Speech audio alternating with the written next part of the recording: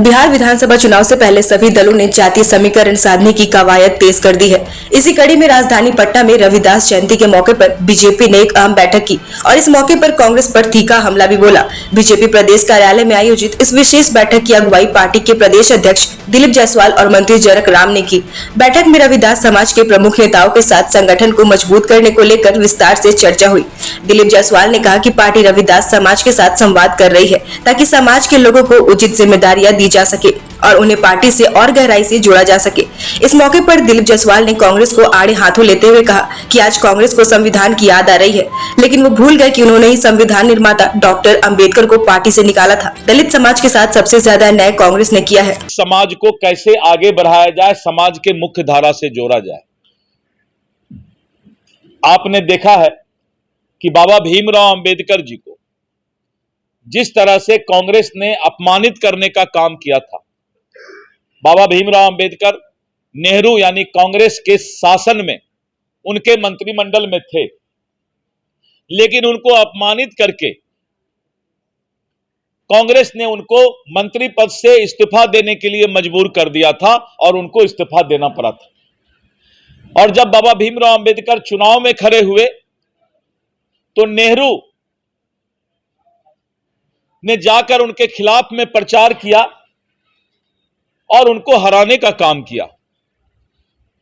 बाबा भीमराव अंबेडकर की जब मृत्यु हुई,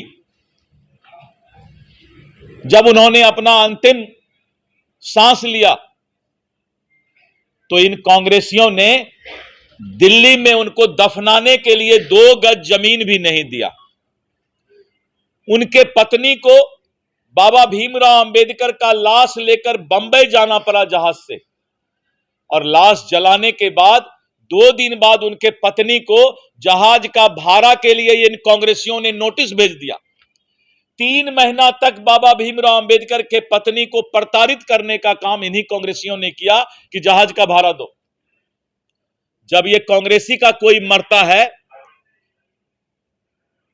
तो दिल्ली में 50 एकड़ जमीन देके उसका स्मारक बनाता है।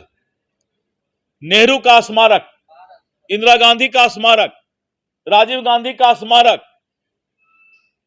लेकिन बाबा भीमराव अंबेडकर का स्मारक आजादी के 65 साल के बाद तक भी कांग्रेसियों ने नहीं बनाया। धन्य है नरेंद्र मोदी जी, 2014 में सरकार में आए और 2016 में उन्होंने बाबा भीमराव अंबेडकर का स्मारक दिल्ली में बनाया। उन्होंने कहा, हे कांग्रेसियों, घरियाली आंसू बहाते हो कि हम दलित महादलित से प्यार करते हैं। राहुल गांधी आता है अंबेडकर छात्रावास में जाकर कोशिश करता है कि हमारे इस समाज के भाई को भड़काने का प्रयास करता है। हे राहुल गांधी, जवाब दो कि तुम कांग्रेसियों ने बाबा भीमराव अंबेडकर को मंत्रिमंडल से क्यों इस्तीफा दिलवाया था? बाबा भीमराव अंबेडकर को चुनाव में हरवाने का काम कांग्रेसियों ने क्यों किया था? बाबा भीमराव अंबेडकर का जब अंतिम सांस लिए मृत्यु हुई तो 2 गज जमीन भी तुमने उनके लाश को दफनाने के लिए दिल्ली में क्यों नहीं दिया?